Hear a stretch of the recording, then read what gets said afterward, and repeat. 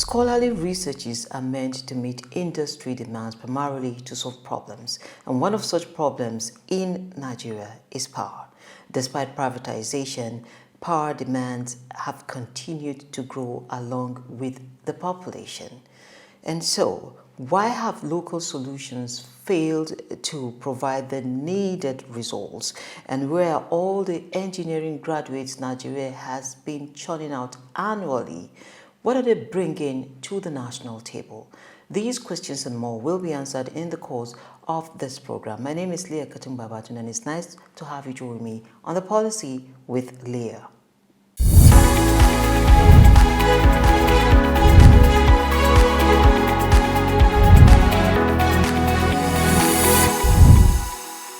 Let's get started right from the trends table.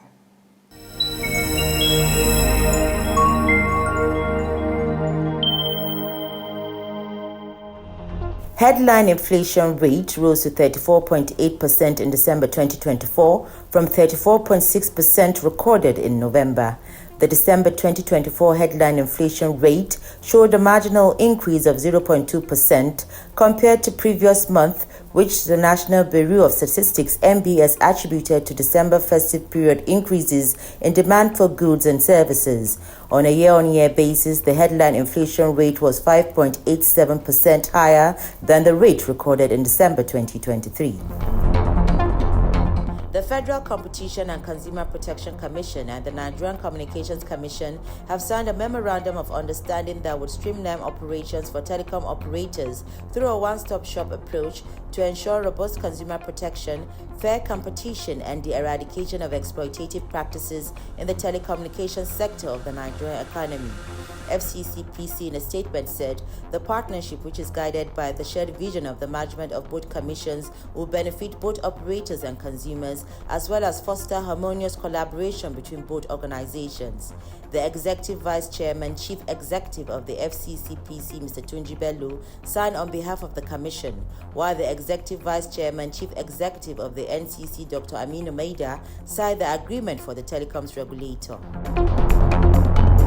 The Central Bank of Nigeria has sanctioned 9 deposit money banks with a combined fine of 1.35 billion naira for failing to ensure cash availability via automated teller machines (ATMs) during the festive season.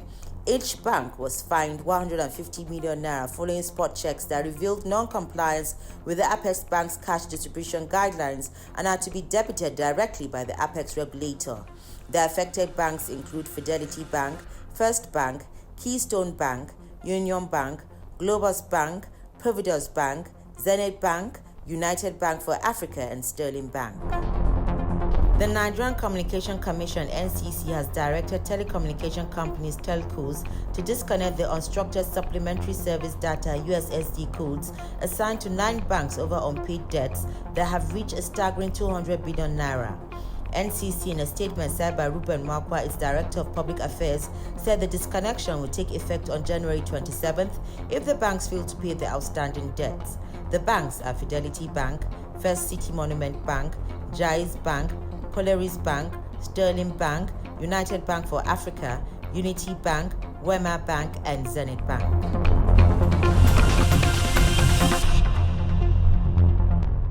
In finding answers to the power dilemma, we sought the views of Professor Emenike Ejiogu with deep roots in Asian markets and research institutions.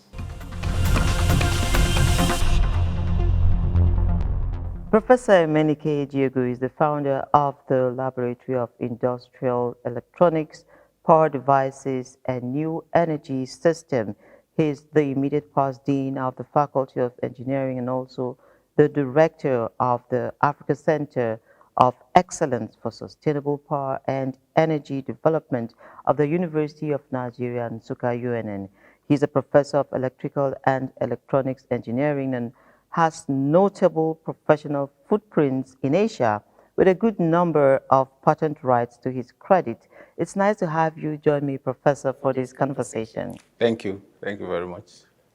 Professor, you're a man that has balanced, of course, between the academia and the industry, and you've experienced how it works both in Nigeria and in Asia. And it would seem like our engineering here is not engineering. Is that so? Well, our engineering is engineering. Yes, there is this perception that Nigerian engineers are armchair engineers, but personally, I don't believe so. There are certain aspects that we need improvement, and part of the problem is, will I say, there's no deliberate political will to implement the policies that are in place. So if I have to borrow your words, if our engineering has to be our engineering, then there has to be a deliberate action consistently on the part of the policymakers. We go back and forth in, for example, imposing ban on, say, agricultural products. And then after some time, it's lifted, okay? Now, if you are an entrepreneur and you have perhaps invested in processing of any of the foodstuffs, you definitely need agricultural engineers, mechanical engineers, electrical engineers, and all that, okay? And then suddenly, the waiver is lifted, and you start having, a flood of imports in that field. Then what happens? The investment goes bust. What happens to those engineers? They'll be unemployed, and then there won't be any space for you to do industrial training, which again is part of the process of producing engineers. And then, by the way, if you even go to the process of producing engineers, the industrial training that should take place in the fourth year of the engineering curriculum, we are no more serious about it. Because the industrial training fund that is supposed to make sure that our students are actually involved in the trainee programs, it's not serious about the whole thing. Yeah. So, I was going to actually raise this concern that with the amount of engineering graduates we churn out year in and year out, it's your field and we still have power inconsistency. yes, the amount of engineers that we have is not the problem. Years back, decades back, we even had fewer engineers and relatively we had a stable power supply. Okay. Again, it goes back to the issue of political will and leadership to implement. I keep on emphasizing, the problem is not the policy. The problem is the implementation, the political will, the deliberateness of trying to implement what has been planned out has always been the problem. Now, at present, the estimate of the Nigerian population is about 200 million people plus, okay? And we are struggling with 5,000 megawatts of power. If you do the simple mathematics, you divide 200 million, okay, by 5,000 times a million. I and you wouldn't even have enough power to light a 40-watt bulb. That's what we are looking at. That's the level of energy deficit. Counting from 2010, we've had the electric power roadmap. So it's 15 years counting. Okay, if you look at that policy, very beautiful. If you look at the rural electrification aspect of it, very fine. And all these aspects, then what about the implementation? What about the budgeting? What's the political way to make sure that, okay, the Rural Electrification Agency, for example, is budgeted so and so amount, okay? If you want to implement that, okay, now you have to get the right professionals to implement that. Now, the contracting process itself is also corrupted to start with. Are we choosing the best people, the best companies that will make sure that what is actually being implemented is the quality of what we wanted to be implemented? So it's all connected. The number of graduates we produce, the quality of those graduates is also impacted upon. In the fourth year, for example, the students are supposed to go on a 6-month industrial training. Okay, I can tell you for sure, compared to when I was a student here, the seriousness of the industrial training is no more there. I'll give you an example of why. One of the reasons, actually. Now you see a situation whereby the number of students have exploded. However, the number of the staff that are supposed to go to the various places to supervise them has not improved. So you see a situation whereby you send a professor of microbiology, okay? He goes to a state, and she or he is supposed to supervise all the industrial trainees, both those that are in microbiology, those that are electrical engineering, electronics engineering. Now tell me what a microbiologist is going to do when he goes to, or when she goes to an electrical engineering company where a student is doing IT. So again, you see, our implementation is all mixed up. And then the number of companies that are supposed to exist to absorb these students are no more there. Every year, JAMB has to conduct the exam.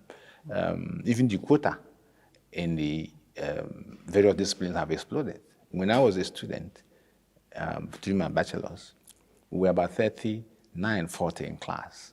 Now, the average student population in a typical electrical engineering year is more than 100, okay? And that is 4 times of what used to be. Now, how many lecturers have we employed to take care of that? Now, the experimental setup, the laboratories. Now, has the machines in the laboratory increased by 3 times over the past 30, 40 years? The answer is no. The general impression of Nigerians in general might be, oh, we are pushing out all these number of graduates, and yet we are having this power problem. It's all related to policy implementation, not policy making, in all its ramifications, both in making policies that make sure you have companies that are ready to absorb these students, to even train them before they actually become engineers. That's number one. So in all aspects of our national economy, okay, the policies that are supposed to improve the industrial sector so that they play the role of the town and gown, mixing up, okay? And then the policies are supposed to also improve the gown, like the academic sector, it's also not been implemented. And then what they call the triple helix, the government on the side, which is where the majority of the policymakers are, who is supposed to coordinate this town and gown. Again, the leadership and the political will has not been deliberate enough to make sure that these policies are implemented for the benefit of solving our problems. You're doing something quite remarkable at the University of Nigeria, Nsukka. And for a lot of Nigerians, it's looking like it's such a big deal.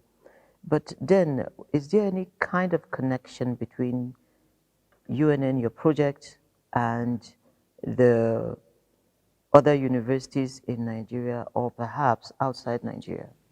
Yes. Over the years, from my research experience, both in Nigeria and more especially in Japan and some parts of Asia, one of the central issues that I really think about when I'm engaging in the research work is to ask myself if the industry is there to absorb the research output. In fact, most of my professional life in Japan was based in doing joint research projects between the industry and the academia. Virtually, I would say 90% of my research work, even as a PhD student in Japan, was based on that.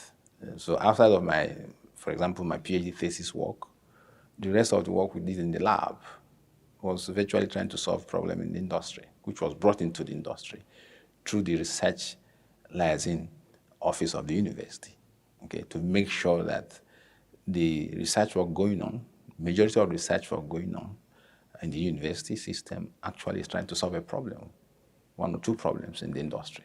So because of that, it's almost like second nature that the work I do in the lab, in the university in general, must have a connection to the industry, okay?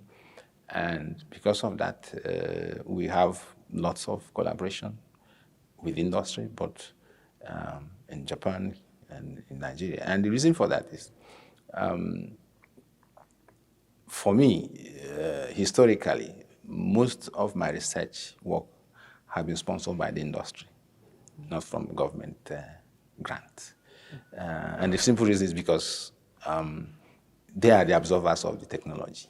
Okay, so if you get them interested, if you pattern your research work such that they already know what is coming for them, then naturally they would like to sponsor that.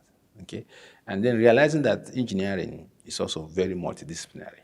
You don't know it all. Yeah. Essentially, my laboratory has a lot of collaboration with colleagues within the university, my own university, and then outside of my own university, and then, of course, elsewhere in Asia and Japan more especially. So, yes, the central theme that is running through my lab work is to make sure that the town, that's the industry, is always involved, and then realizing that engineering is a multidisciplinary work. Okay, if you're doing work in electrical engineering, the material specialist is there to help you out in certain areas.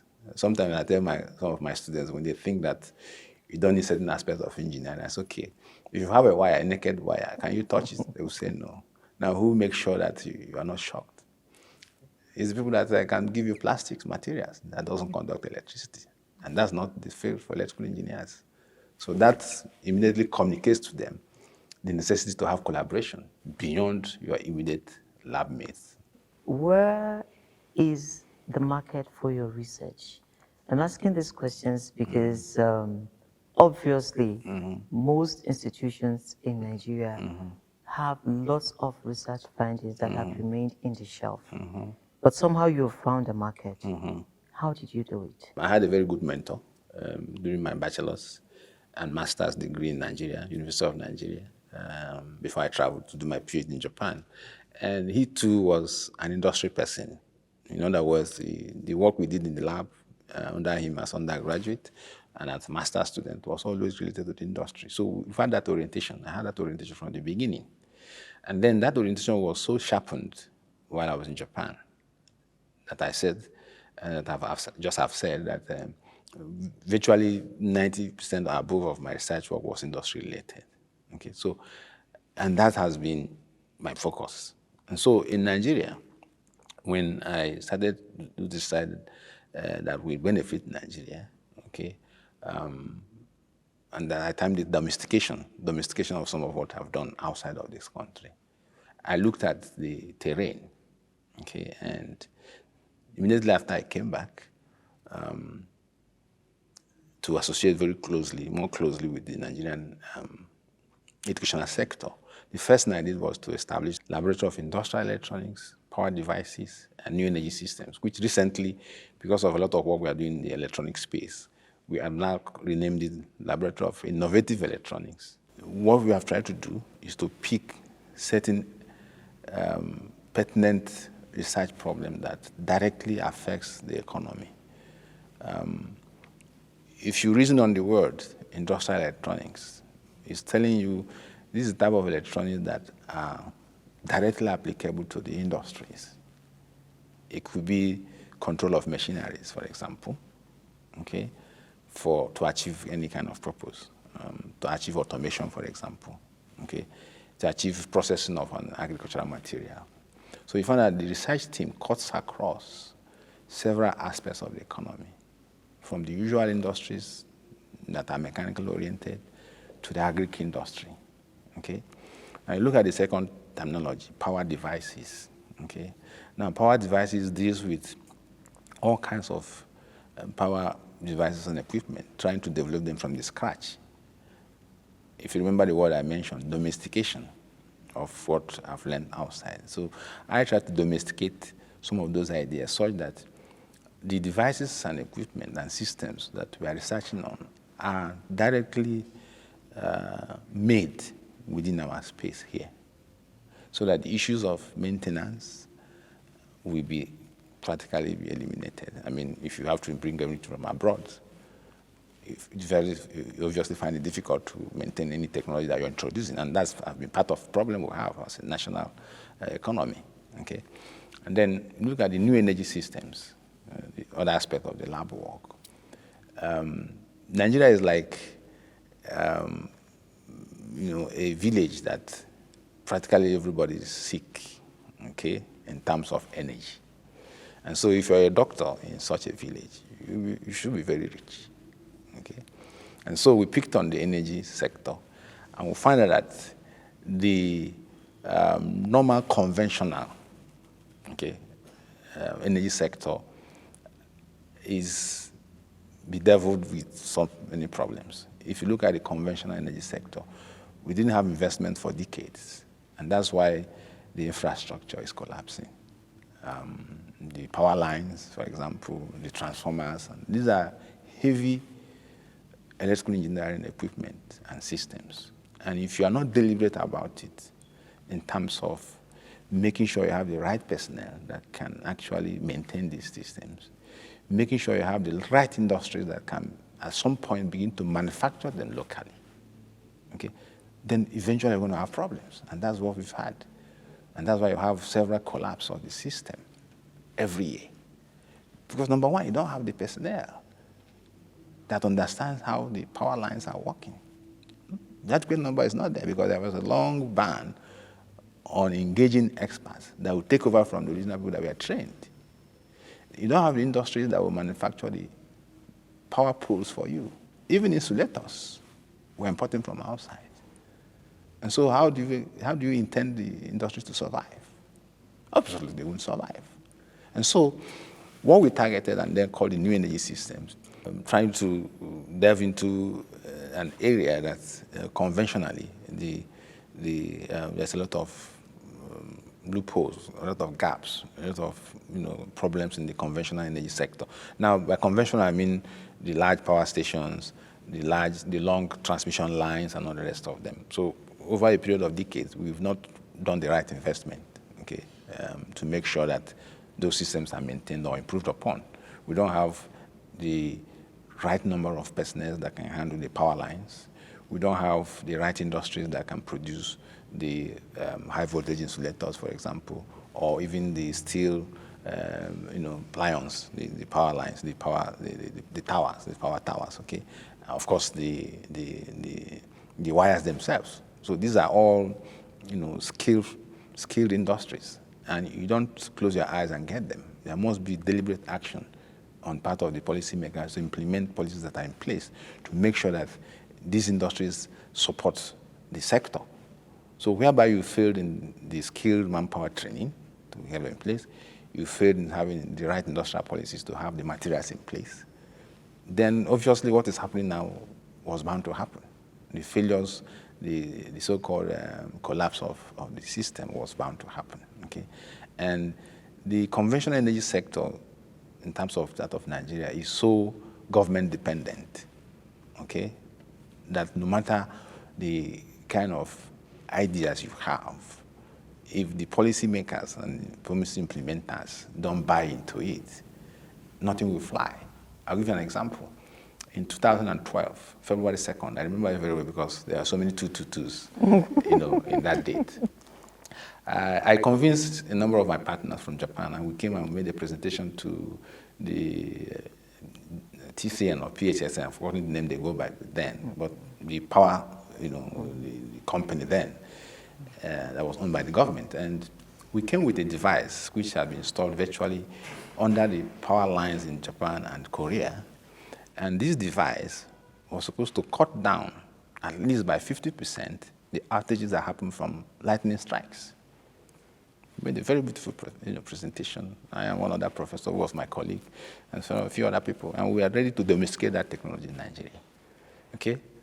Very beautiful presentation with practical results being shown, both what we already achieved in Japan and in Korea. Well, we were shortlisted for what they call pre-qualification and all that. And then somewhere along the line, if you remember very well, a company called Manitoba Power was given the management contract to run TCN for, I think, 5 years. And then the funny thing about it, the Manitoba Power was a company owned by a government in Canada. So it didn't make sense. You are getting a government company from another country to come and run your own government company. And the reason is because your own government-owned company engineers cannot manage And then you tell us that government have no business in business. We now said, okay, why would we be doing work that relates to the conventional, power industry? As you can see, the name of the laboratory, power devices. So we are still doing work on that, like trying to develop insulators and a few other things that you can do in the conventional large power industry. Now, the new energy systems, which we try to promote, essentially has to do with what we call distributed energy system. In other words, bring down the power and energy issue down to the local level, okay? Try as much as possible to generate the power within where it's needed so that you can now have less issues in the transmission losses. Is that why you said that you could make it happen in the 700 and some Yes, local government exactly. areas? Exactly. So what you do, once you propagate and implement what we term as distributed energy generation system, there are a few problems you solve immediately, okay? Now, if you look at the conventional power sector, where we have all these large power stations and then long transmission lines, if you have the technical personnel and the industries to support that, fine and good. You need it, okay? But in the case of Nigeria, we don't. That is the reality. I can count how many power engineering experts in the country. Most of them have left. In fact, in my final year, the major power industry expert, the professor, left for the US, and he's been there since then. And that was 1986, okay? So there are a few of them, and you want to maintain power lines that runs into thousands of kilometers. Now, if something happens in between, sometimes they say 500 kilometers in the forest, do you have the logistics to trace that power line and trace the fault? Do you have, for example, standby helicopters, for example? Do you have the instrumentation in your control centers to locate, even without going there physically, to see, oh, at so 500-kilometer point, that's where the fault occurred? You don't have that. That is reality. And so when something happens, you spend days even trying to locate the fault because you're still doing it in a very manual way. So those problems are problems that you cannot solve immediately. And so we ask ourselves, what is it that we can do that will make a difference in a very shortest possible time? And that's why we say the new energy system that is promulgating the distributed generating system, you now craft generating systems that are easier to generate in small quantities. But even if you say small, you can still make up to 1 megawatt. When you put them together, you can get 10 megawatts and all the rest of them. 20 megawatts, as much as you want. But the idea there, the central idea there is to make sure that that power is generated within a few kilometers where it's needed. So when you have several of such distributed generating sectors, you can call it mini grid or whatever you call it, you can now begin to link them up. You see, end up supplying a huge amount of power all over the place. Now I'm tempted to ask, what kind of conversation are you having with policymakers? And is it yielding results? Well, as I said, the first time we announced a practical system was in 2019. But before we did that, for 10 years, I was coming back from Japan, I was making presentations on the need for distributed energy system, and nobody was listening. You know, we have the annual Nigerian Diaspora Day, which we usually had 25th of July of the year. So we used to come back, all the diaspora experts. In short, I led the Diaspora Energy Initiative. Okay, it was an initiative that we in Diaspora, a voluntary initiative that we used to advise the government. In fact, before they brought out the 2010 roadmap, we were involved and we advised the government. So in that sense, yes, the government have listened to part of what we've said, but in terms of policy making, okay, the input we made in 2009, that was when Professor Naji was the advisor. He was also a prominent diasporan, by the way. So he listened, and then part of the input we made was included in the roadmap that was published in, I think, August of 2010 or thereabout. Okay. Now, going forward, for a long while, we were talking grammar. This can be done this way, this can be done that way. But the policymakers were not listening. So what I decided to do personally is, okay, fine, let me build some practical systems and see what happens. And that's when I had the opportunity to associate more closely with the University of Nigeria, Nsukka, and now started to domesticate some of what I was saying, some of the work I've done in Japan, okay? So we now focused on trying to develop a practical generating system that we can actually localize. Okay, is Nsukka, University of Nsukka, is it off-grid? Not completely now, okay, but as I said, what we are building is the demonstration systems to show, because of lack of fund, okay? So you need fund to actually implement what you do, but because I wanted to show, proof of concept, and even go beyond that to tell you this is a practical system that you can deploy in months. I'm talking about years. So I'll spend those number of years developing practical systems. And the first time over a period of 10 years we worked on it, domesticating what we had, was 2019. Okay, and the press carried it. That one we developed a 100 kVA system. Okay, and from then we have developed up to 1 megawatt system. And once you are in that range, you can virtually do whatever you like in the energy sector. That's why we could boldly say during my inaugural lecture about 2 years ago that we can power the 774 local government areas in 18 to 24 months. Because, number one, for you to generate energy, you need the energy material itself.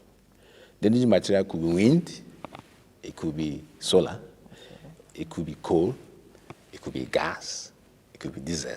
These are the materials you need, okay? That's the starting point of energy generation. So we looked at the whole space. Solar is there, but it has no disadvantages, okay? Part of the technology is all imported. And then secondly, to do it in large scale is very difficult. You need space and all the rest of them. So yeah, you can implement it, here and there, but it can't give you any large scale solution, okay? Wind, the same thing, okay? So we focused on waste to solve two problems at a time, okay? Clean up the environment while generating power. What could be better than that? So we focus on waste energy generation, okay? So we now design a system, a very practical system that can take any organic waste, okay? It could be your kitchen waste, it could be municipal waste, when gathered. And more beautifully, it can be your agro waste, okay? Like in large communities, agricultural communities that produce rice, for example, maize, for example, the agro waste is almost like they have to light it up and burn it up. Yeah, so we focused on using waste to generate energy. We solve two problems: clean up the environment while generating power in the immediate vicinity. And so we've done our homework. We've done some surveys in some states, actually, again using the lab money, some recycling grant from my lab, and then subsequently what we've been doing at the African Center of Excellence for Sustainable Power and Energy Development. So we have practical data that shows us what we've announced to the world, that it is possible if we get the right policy implementing help, okay, action plan from the powers that be, that we can actually inject a huge amount of power in the Nigerian energy sector within the short possible time. Okay, most sincerely thank you, Professor, for sharing your time with me and, of course, for the enlightenment. Thank you very much. Next is Simplify These, and from there, we head to the markets.